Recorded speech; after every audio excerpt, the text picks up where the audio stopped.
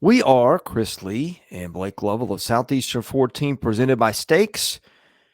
We're doing power rankings. We are a week in to the SEC basketball season. We've seen a surprise or two, both good and bad. We've seen some things we expect.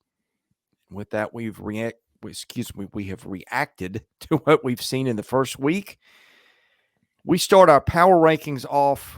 You tell me if I'm wrong. I see three teams at the bottom. Do you see a little bit of separation between the bottom three and maybe the ones in front of them? Mm, I don't know. I mean, I think that, uh, I don't know. I don't know what our order is, but Right. I think that I think South Carolina has done. I mean, they beat Clemson, and so I think I would give them a little bit of a. I mean, where are they ranked for us? Because I Well, again, this is our composite rankings, but I know where I had them, but I'm curious where they are in our rankings. you and I had the same. Okay. And that ended up as Vanderbilt at 14. Vanderbilt, the only winless team in the league so far. We're doing this Tuesday morning. It is a chance to register a quality win tonight in Philadelphia against Temple, although I don't feel great about that given the way Vandy's looked through two games. Georgia at 13. Georgia lost at Wake Forest, but was competitive in that game against Steve Forbes' team. And then South Carolina at 12, which you mentioned has got a nice win over Clemson that I don't think either of us expected. Yeah, I don't think I would. I don't think I would say South Carolina is probably that far away from a couple of the teams ahead of them. Because again, they do have one of the better wins to this point. I'm not saying Clemson's going to win the ACC or anything, but I mean, when you look at the scheduling, it is what it is. There haven't been a lot of games like that, and haven't been a lot of wins like that just yet for SEC teams. So I think you have to give them a little bit of a nod for that. But yes, I mean, look, they started the season at number 14 in our preseason rankings, and number 14 in a lot of people's preseason rankings. But they have a win over Clemson. They won by 3 against South Carolina State. So we'll see. Again, I'm going to say this real quickly, but there will be people who will overreact to what we're doing here in Mm. these power rankings 1 week into the season. But please don't, because even we will tell you these are virtually meaningless. Like these are just we're doing them because we want to do them. We're not doing them because we're telling you there is a clear separation at all these spots. Because right now there's not. I think for me, the only clear thing that I feel confident about is the team that's number 14 and the team that's number 1. Everything else, I think, is up for debate in terms of what kind of order you want to put these teams in. But I think my clear 14, clear 1, everything else, again, don't read too much into this. We're just trying to place teams where we think they are based on a lot of games that are pretty much meaningless when it comes to building NCAA tournament resumes. So Yeah, and the way that I do it, I would say it's roughly 70% what I thought of your team coming into the season and maybe 30% what you've shown. yeah, That can move a little bit in one direction or another if a team's got a really good win or a really bad loss. And I think in my mind, the reason I say I see a bottom three is I saw a separation between South Carolina, Georgia, and Vanderbilt and the next group of teams that we'll talk about. So well, that's and that's the thing too, right? It's like South Carolina beat Clemson, but they also, hung on to one win by 3 against South Carolina State, who's 350 right. in Ken Palm. So it's like, that's what I think you have to keep in mind here.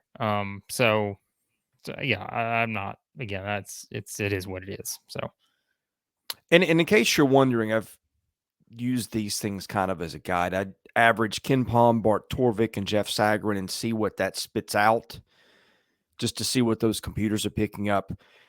Carolina is an average of 101 in those rankings. Georgia an average of 120. Vandy an average of 107 nationally. So take that okay, for what it's worth.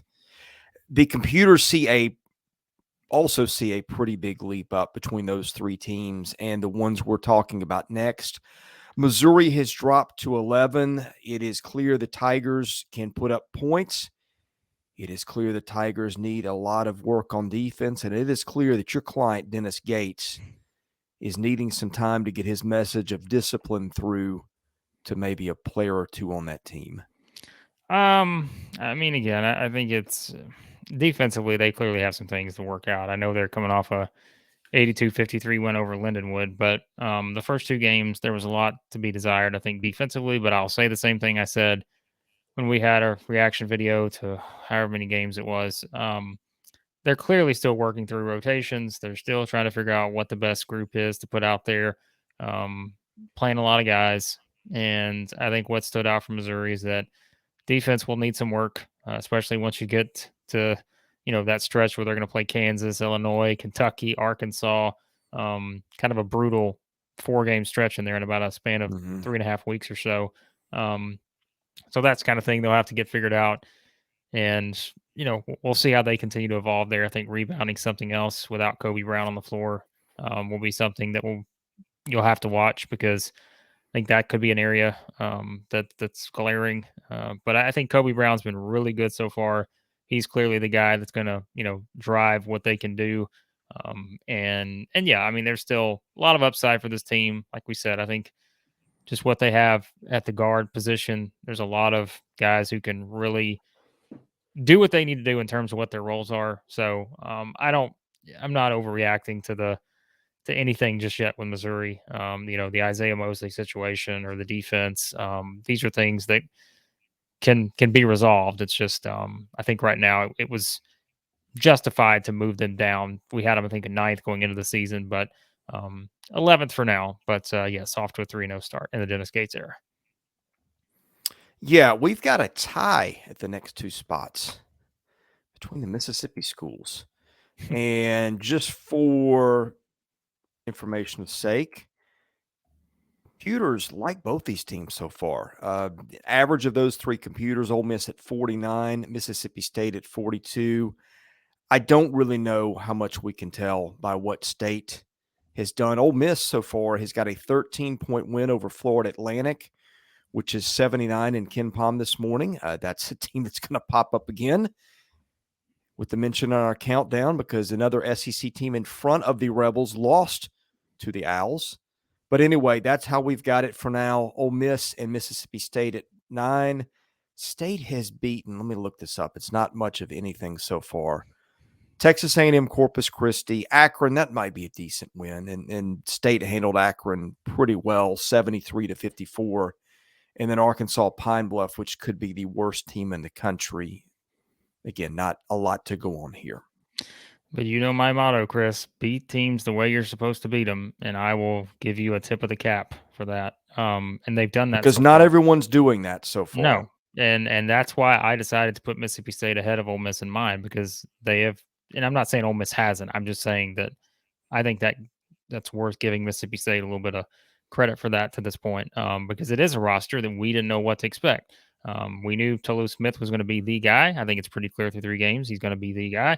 But it's what everything else around them. DJ Jeffries has done some good things thus far. I think that's encouraging, because he needs to be kind of that second guy, I think, in that group.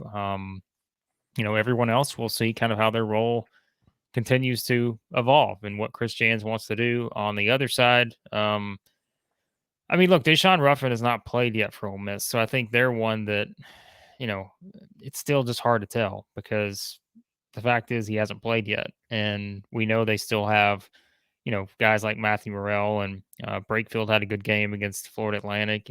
Robert Allen's doing some good things. So this just goes back to my earlier point. Like, if you're having to ask me right now, on a neutral 4, who wins Mississippi State or Ole Miss, I have no idea. I'd flip a coin, because I think it's just, these two teams are virtually even for me right now. But just happen to put Mississippi State ahead of them, because I do think they deserve a bit of a nod for not kind of playing around so far. They've taken care of business, and that's what you want to see, I think, from a team that is in transition in terms of a new coaching staff, new players. So yeah, I think that, again, put them wherever you want to put them, but it feels like these two belong in this range right here for now. Okay, number 8, the Florida Gators, a team we had a little trouble knowing what to do with going into the season, a team we are having trouble with now as we speak. The Gators lost to Florida Atlantic, although, again, that is not a bad loss. It's not a great loss. You want to beat the number 79 Ken Palm team on your floor, and that was only a 2-point loss. But it's a loss. It caused the Gators to slide a bit. And now, I will say one thing of note. Florida is 44th in the country in three-point percentage right now, 41.5%. That may be a good omen because that is what we worried about with the Gators coming in. So you could make the argument that even with one loss, you've seen some things that are encouraging from Florida. Anyway, we've got the Gators at our number 8 this week. Yeah, I had Florida lower in my individual rankings. I just thought, and it's not that, it's just, I think it's by virtue of just losing a game. Like, you just, what do you Yeah. do, right? Like, how far down do you move them? But like I said, that Dusty May, I mean, good for him, former Florida assistant, and goes, has been at Florida Atlantic for a little while now. I think this is his 5th season, and goes back to Gainesville here, gets a win. So I know that was big for him. Good guy, good coach, and that was a nice win for the Owls there. But yeah, I mean, for Florida, even in that game against Kennesaw State, there were some things that I said I would really like. There were some things I was like, well, they got to get that fixed. But that's not unlike a lot of things. I don't think you should just completely overreact to the loss to FAU there. I know, we know how it works in this era. There will be overreaction everywhere, but I don't think it's something where you just completely overreact just yet. Colin Castleton's still on the floor, and as long as he's there, Yes. they're going to have a chance. And that's the thing, Chris, is, I mean, this guy is what? He's put up 30. What was the game he had the other night? Well, he put up 33 against points. Kennesaw, but he put up 30 last night against Florida Atlantic too. So I mean, it's like, yeah. I mean, that's the thing, is you want to be able to lean on Colin Castleton, but I think it's kind of clear that you can't. I mean, look, last night against Florida Atlantic, Chris, this is one of those just crazy box scores, isn't it? They scored 74 points. They had 4 guys that scored 69 of those 74 points. Ooh. 2 other guys, Alex Fudge had 4. Somebody else had 1, I think. That's not good, And I think Jones doesn't score. Felder doesn't score. So I think those are the things you have to look at with this team, and feel like, I think, with the Castleton, Lofton, Reeves, Richard, I think Felder will be okay. Fudge, but like Jones, Trey Bonham has barely played so Jones, far. I said, is the biggest wild card on that team and one of the biggest ones in the league, because you have seen big ranges of performance from him. And he was, let's see, so far he has not been very good. He did have 15 in the blowout over Stony Brook. No, I'm sorry, he had 2. That was 15 minutes. He's been awful. He's had 4 points all season, Blake. Well, look, Bonham hasn't played as much as we thought he would. I mean, he's barely played. And so I think those are things that, like we always say, you can never be too sure when there's a new coaching staff and new players. You don't know who they're going to lean on, who they're not going to lean on. But I'm not overly concerned with Florida just yet. I think this was a team that was going to figure some things out. Now, if they lose on Friday at Florida State, it's time to start getting a little concerned, because Florida State's 0-3 now, and they've lost to Stetson, UCF, and Troy. So, I mean, just yeah. So that's when we start to say, all right, maybe it's time to move Florida into the bottom 4 if they lose that game on Friday at Florida State. But right now, they're okay. They got Castleton. Hey, if you play college fantasy basketball, you are thrilled with Colin Castleton. Last 2 games, 63 points. Let's see, 21 rebounds, 5 assists, 8 blocks, and 2 steals. Number 3 nationally on Ken Palm in its player ratings, for what that's worth. So, behind Drew Timme and Zach Edey. Any case. For all those who play it, there you go. Yep. All right, before we get to the top half of our rankings, a quick word from our presenting sponsor, Stakes. You can predict sports better than the crowd for a chance to win NFTs. With Stakes, players can forever cement their sports predictions against friends, fans, and influencers forever. Don't let your sports genius go overlooked. Join Stakes, have the best predictions captured in the moment. Go to playwithstakes.com/14. Use our invite code Southeastern14 and get a double welcome bonus. It's a predictions app. Free to play, free to join, have some fun, and help out those who help our channel here at Southeastern 14. Okay, leading off the top half, working from the bottom, the LSU Tigers, another team I don't think LSU's done much yet. It has beaten UMKC and Arkansas State. Really not by huge margins, by 11 and 9. Those are both teams that are in the upper 200s in Ken Palm. So don't know what to make of the Tigers. Again, this is not like Tennessee football. We're not talking about style points here at this point. I mean, it's just Well, there aren't again, style coach. points here. Well, I mean, I'm just saying, like again, I could say this for every single team. Like coaches are still working through rotations. They're trying to figure out the best group. The most encouraging thing we've seen for LSU thus far is Adam Miller has 44 points through 2 games.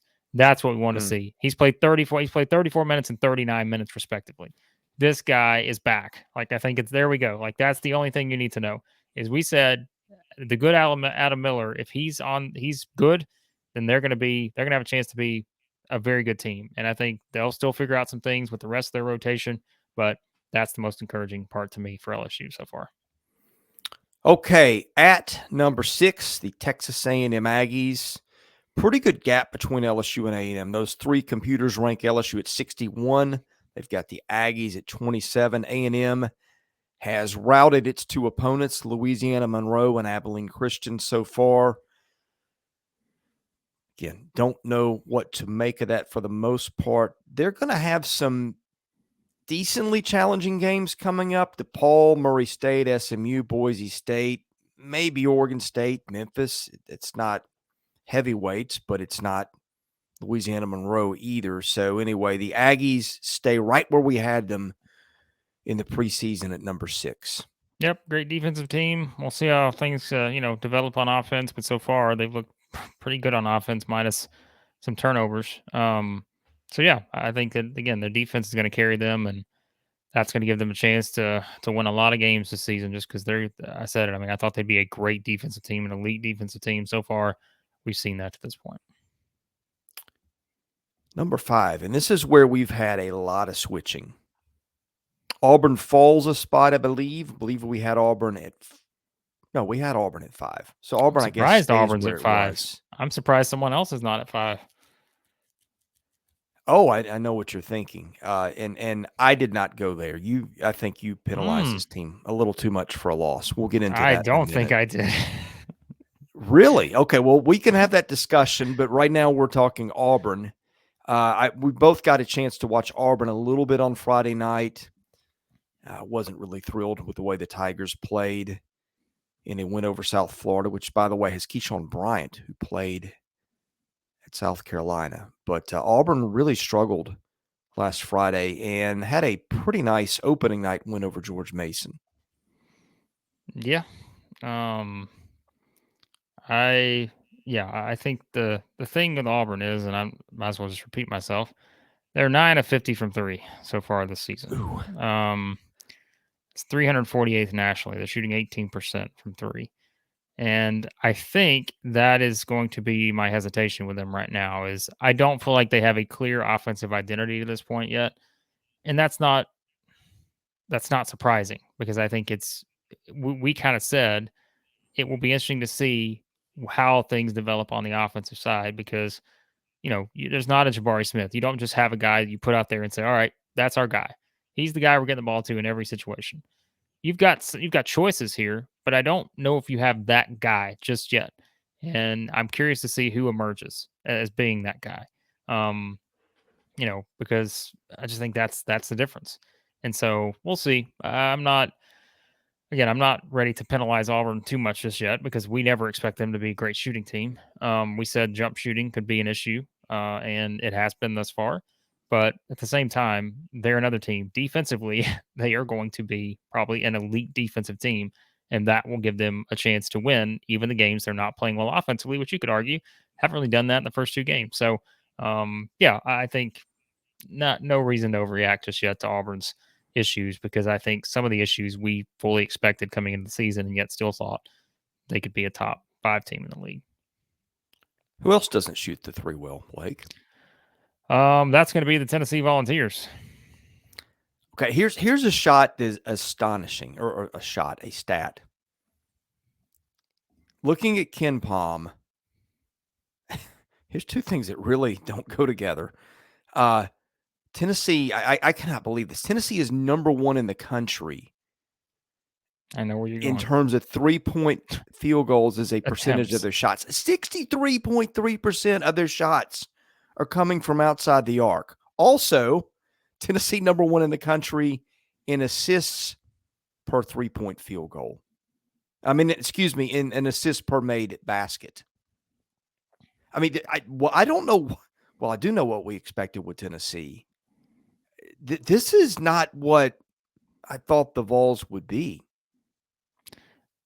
I alluded to it a minute ago. I do think it was for me. I had Tennessee lower because You did. I do think you penalize a little bit, and it's not just the loss to Colorado.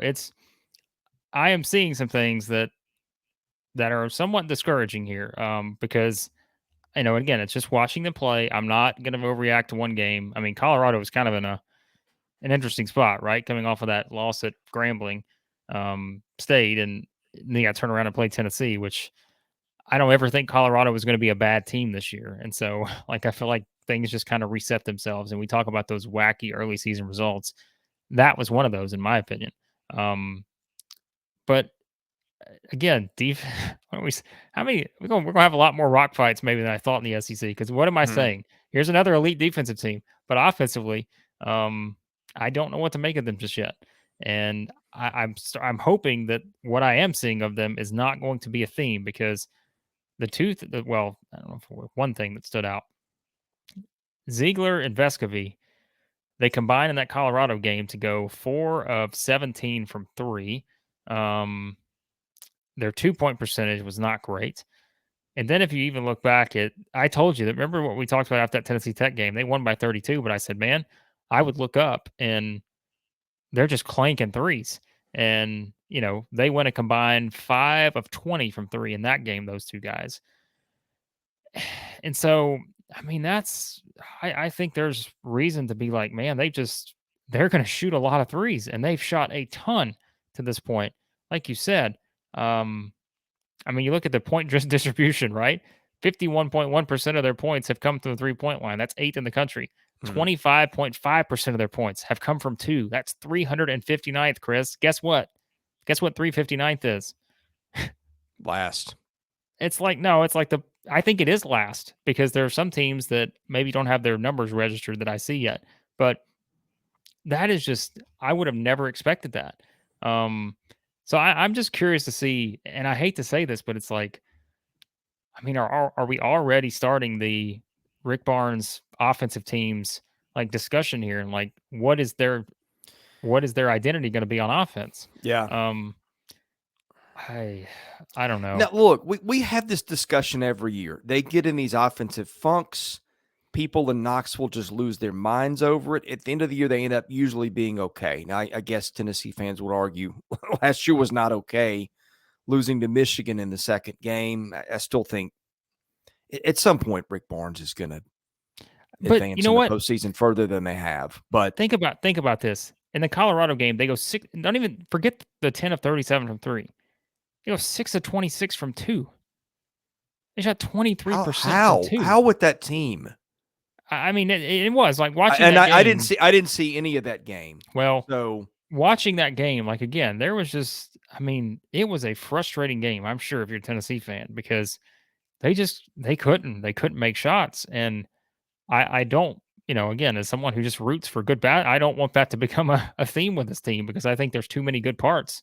But I think, again, Vescovy, I think he will be more efficient than he has been thus far. Because I mean, it's a guy we know that can shoot the ball, and so far this season he's 5 of 19 from 3, 0 of 2 from 2. He will be better. I think that's just one of those, again, early season things. He will be better, and I think for Ziegler, we talked about he was kind of an underrated scorer last year, but I do think he will be more efficient too, because he's 4 of 18 from 3. So I tend to think that these are things that will correct themselves. I don't think they can possibly be this bad, the entire. I don't think that's going to happen. They're not going to shoot 38.3% from 2 the rest of the way, and that's what they're shooting right now. They have to shoot better than that. And so I wasn't dropping Tennessee to 8th or anything in my rankings, but I think I was just there are some things you've seen so far that I don't know. They're going to stick in the back of your head because they've been some things you've seen in recent years, and we'll see. We'll see how they bounce back. They should bounce back in a big way on Wednesday against Florida Gulf Coast.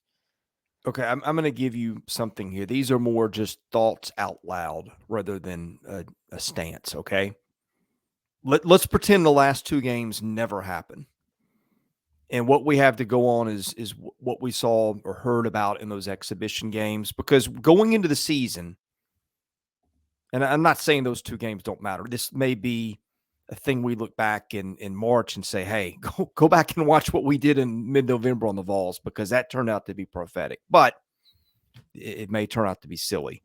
So with that, I'm going to give you this. We were big on their backcourt of Vescovi and Ziegler, right? Yeah. We thought Josiah Jordan-James had really taken a step up at the end of last year and become, I don't know how to put this, moving more from a glue guy to a significant part, I guess is a good way to put it. They bring in Julian Phillips, who was a top 10, 15 recruit, whatever he was. Kumwa's back. And then the thing we said, Blake, we didn't know what Tyreek Key would be. Well, Tyreek Key's been a big part of what they do. Scored a lot of points in those exhibition games. And the thing we thought Tennessee was missing was outside shooting. Again, maybe what we have seen two games in are red flags that should be screaming at us like they are at you right now. But sometimes crazy stuff happens in the first week, and we go back to the foundation and what the pieces are. And that is just something I'm going to throw out there. No, I mean, we'll see. Like I said, I'm not overreacting too much, but I do think it's if we didn't have the past history, then I don't think we would maybe think twice about it. But the fact is, we do have the stretches of the past where they haven't been able to score, and these percentages have just not been ideal at times, especially with those two main guys. But I think that will correct itself. I believe. I don't know that it'll get so far in the opposite direction, but it'll get back to the middle in there somewhere. I don't think they can shoot as bad as they have through two games, but again, maybe they do, and surprise us all. So we'll see. Well, and by the way, nothing you said there has been unfair based on the way they've played. Okay, actually, Tennessee is tied with Alabama. And maybe we've even underreacted a little bit on Alabama. Well, I was The gonna say Tide. I moved Alabama You up because did. I almost put Alabama at 2. I could even make the argument Alabama should be 2 because Yes, I could too. let's talk about what we just said right there. If you had to ask me right now today, and again, we're not playing them today, so if I had to put Alabama versus Tennessee on a neutral floor right now, I think Alabama would. I mean, they may win that game by double digits, and I think it's just because offensively they are further along, and I think that's why they're not playing the game just yet, right? So, I just think that's probably where we are. But I think Alabama is. I said it. I think they are as deep, if not deeper, than Kentucky. But that doesn't mean they're better than Kentucky. I just mean that means that the depth on this team is tremendous. And remember, they play without Javon Quinterly so far. When he gets back, he's one of their top 3 players at worst, I think. And that adds another guy to the mix. So, no, what Alabama did against Liberty has been one of the most impressive performances we've seen thus far in the SEC through a couple games. But this Alabama team has something that I underestimated heading into the season, and that is just how good this freshman class could be. We knew Brandon Miller could be good. We knew all the guys could be good. But as quickly as they put it all together, and then you've got the group around. Remember, Dominic Welch hasn't played either yet. And so Quinterly, Welch, I mean, those are projected starter, top 6, 7 guys in your rotation. Yeah, I mean, I think Alabama, again, people can say what they want. And again, what we said, these are just, we're talking through this stuff. All right. We're not giving you this is hard data and science here. But if you want to make the argument Alabama's the number 2 team behind the obvious number 1, I'm not going to argue with anybody on that. So Yeah, Alabama has to come with sort of an asterisk attached because it is missing key players, although the performance has been terrific. I mean, that was a game we talked Friday. I know this may not be vintage Liberty, but you score 95 on Liberty, and they won that one, 95-59? That does not happen to Liberty often. Liberty seems to be a frequent subject on this channel lately, unintentionally, by the way. Yeah, no, it doesn't. It was an impressive result, and that's what said one of the most impressive results we've seen thus far in the non-conference portion. So, Okay, number 2 with an asterisk because Nick Smith has not played yet, and frankly, Arkansas hasn't played much of anybody. But the Razorbacks we have in the number 2 spot this week. The computers rank those three that I mentioned have Arkansas at 14. By the way, Alabama at 17, Tennessee at 18. Jeff Sager dropped Tennessee all the way down to 38 in his rankings, by the way. But anyway, your take on Arkansas so far? I mean, an incomplete. I don't, like I said, I think Arkansas fans realize it what Nick Smith will bring to the floor. But even without him out there, I mean, you've seen great things from Ricky Council. You've seen the upside of an Anthony Black, a Jordan Walsh, obviously Trayvon Brazil, Davis. I said is just kind of that rock who's been there. He's going to have to play a lot because of the steals and just what he can do. I think for that team. Mekhi Mitchell's done some good things. So I think that's the thing is like I can't penalize Arkansas right for not losing yet. Just I can't. I guess I can't really move them down because I had them at number 2 heading into the season. So yeah, I mean I just think until Nick Smith gets back, it's hard to have the full picture. But so far, they've done what they've had to do. They forced turnovers. They're another great defensive team. Surprise, surprise. And yeah, so we'll see what it looks like once Nick Smith gets back, and it'll look really good. I think once he's back out there. Okay. Now, Kentucky at number 1, which is where we had the Cats preseason. I don't know that wins against Howard and Duquesne really moved the needle in terms of beating anybody of consequence, although Duquesne's not bad. But here's the thing. When we look at little signs that teams might be what we thought or better, we've talked about Kentucky's outside shooting with those 2 big transfers. Here's something you didn't expect to see. Kentucky, number 6 in the country. Well, I shouldn't say you didn't expect it. This just has not been their MO recently. Kentucky 6th nationally in three-point shooting, 51.2%. Sheboy hasn't played. We previewed that game against Michigan State tonight. We do this on Tuesday morning, which will maybe tell us something, but very, very, very impressed with the Cats, who I think not that this is news, looked like legit national title contenders to us. No reason to go into this very far. We've already talked about it in the Kentucky Michigan State preview. We talked about it before. They are clearly the best team, I think, in the SEC right now. Will they shoot 51% from 3 the entire year? No, but they are. They've hit 11 each, in their first 2 games. And C.J. Frederick, Antonio Reeves, big reason for that, have done all this without their star player of the year, Oscar Tshiebwe. Damian Collins hasn't played yet. Depth is there. Again, the depth on Kentucky and Alabama right now to me is just wildly impressive. Just 2 really deep teams. And yeah, Kentucky, we'll see what they look like against Michigan State. It's their first big test. And I just think that it's not who they played, it's how they've played. And how they played has been, if not the most impressive team I've seen so far, not just in the SEC, but they've looked really good. So, and that's not even the best thing that's happened to Kentucky this week. Well, I mean, they've got a recruiting class that the John Calipari revenge tour in full effect here. Yeah, their recruiting class is just unbelievable. So yeah, Cats are okay, I think. So yeah, they'll be all right. Yeah.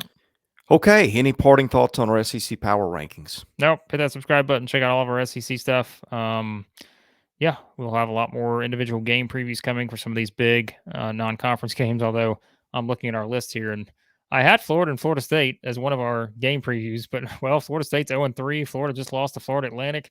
My goodness, that game has lost some luster quickly, but still, we'll have a lot of that kind of stuff coming up. So hit that subscribe button. Thanks to Stakes. Thanks for watching. We'll see you again soon at Southeastern 14.